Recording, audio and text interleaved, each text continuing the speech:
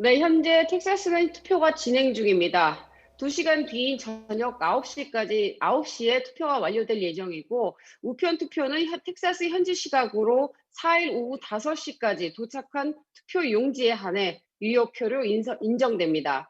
텍사스는 사전 투표율이 2016년 전체 투표율을 이미 넘어설 정도로 높은 참여율을 보였습니다. 그래서 선거 당일인 오늘은 많은 인파가 몰리지는 않았습니다. 또 코로나19로 인해서 대면 투표를 원하지 않는 사람들을 위해 차량에서 투표가 가능한 시스템을 사용했습니다. 유권자들은 자신의 차량에서 내리지 않고 이동식 투표 기계로 투표에 참여하는 방식으로 진행됐습니다. 네. 네. 이 텍사스주의 할당된 선거인단은 모두 38명인데요. 캘리포니아주 다음으로 많습니다. 아무래도 결과에 관심이 집중될 수밖에 없는데 투표는 진행 중인 상황입니다만은 출구조사 결과는 어떻게 나왔습니까? 네, 지금 텍사스 자체 출구조사에서는 지지한 정당이라든지 지지한 후보에 대한 결과는 아직 나오지 않았습니다. 그러나 텍사스 전체의 출구조사 통계를 보면 이번 선거에서 44세 이상, 64세 미만 유권자가 전체의 37%로 가장 높은 비율을 보였습니다. 65세 이상 유권자가 25%로 그 뒤를 이었고 30대 미만 유권자가 22%를 차지했습니다. 또 대통령 선거에 있어서 가장 중요하게 생각하는 것이 무엇이었느냐는 질문에 대해 코로나19 문제라고 답한 유권자가 절반을 넘었습니다. 보수 성향 유권자는 43%, 진보 성향은 18%가 참여했는데 올해 선거에서는 중도 성향 투표율이 39%로 2016년보다 높게 나왔습니다. 따라서 중도 성향의 표심에 따라 텍사스의 결과가 결정될 것으로 보입니다.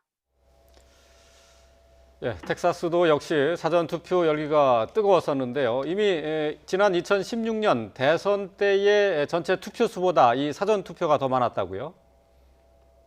네, 그렇습니다. 텍사스의 사전투표 열기는 굉장히 뜨거웠습니다. 10월 13일부터 30일까지 이어진 사전투표에서 텍사스 전역 투표소에는 유권자의 행렬이 이어져 2시간 이상 대기하면서까지 투표에 참여했습니다. 사전투표 열기에 앞서 유권자 등록 시작부터 이미 뜨거운 열기가 예측되기도 했습니다. 그 이유는 2016년보다 텍사스 전역에서 유권자 등록이 눈에 띄게 증가했기 때문입니다. 텍사스 주의 수도인 어스틴의 경우 트래비스 카운티의 유권자가 2016년보다 약 13만 명 이상이 늘었고 조기 투표율은 전체 유권자의 64.2%에 달했습니다. 텍사스의 대표 도시인 휴스턴과 달라스도 유권자 등록 인원이 늘어났는데 최근 몇 년 동안 꾸준한 인구 증가를 보인 휴스턴의 해리스 카운티 경우 유권자가 24만 5천 명 정도 늘었습니다. 또 사전투표는 57.9%로 2016년 전체 투표율과 비슷할 정도로 높은 참여율을 보였습니다. 또 달라스에 있는 달라스 카운티도 140만 명 이상의 유권자 등록을 마치면서 조기 투표율 역시 58%에 육박할 정도로 높은 참여율을 보였습니다. 네, 지금까지는 텍사스가 공화당의 텃밭이다 이런 평가를 받아왔는데 하지만 이번 선거에서는 선거 결과를 좌지우지할 수 있는 이른바 스윙 스테이트가 됐다라는 평가가 나오고 있지 않습니까?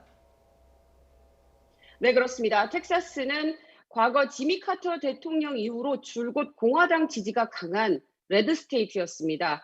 그러나 올해는 민주당의 약진이 두드러져 더 이상 공화당 텃밭이 아닌 양 후보가 접전하는 격전지가 됐습니다.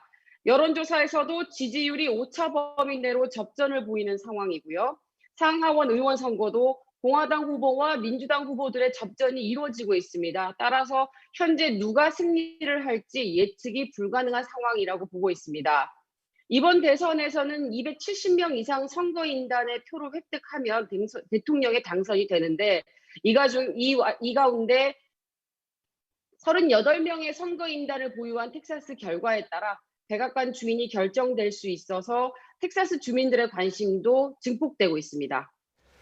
예, 지금 안미양 리포터가 있는 곳이 텍사스 오스틴인데요. 좀 진보적인 성향이 강한 곳으로 알려져 있습니다.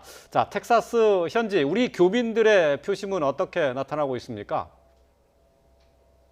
한인 동포 사회의 표심은 세대별로 차이가 있는 것으로 나타났습니다.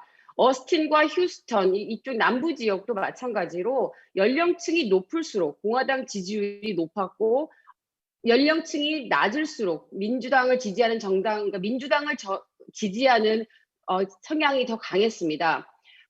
민주당을 지지하는 한인들은 트럼프 정부의 의료 정책이나 이민 정책에 대한 불만, 그리고 코로나19에 적절하게 대응하지 못했다면서 미국 내 사회적 이슈에 대해 부정적 평가를 내립니다. 따라서 바이든 후보와 민주당에 기대를 걸고 있습니다. 반면 트럼프 대통령을 지지하는 한인 유권자들은 트럼프 행정부의 외교가 민주당의 정책보다 더 나은 것으로 평가하고 한국과의 관계에서도 트럼프 행정부를 더 믿기 때문이라며 트럼프 정부의 대외 정책에 더 큰 신뢰를 보였습니다.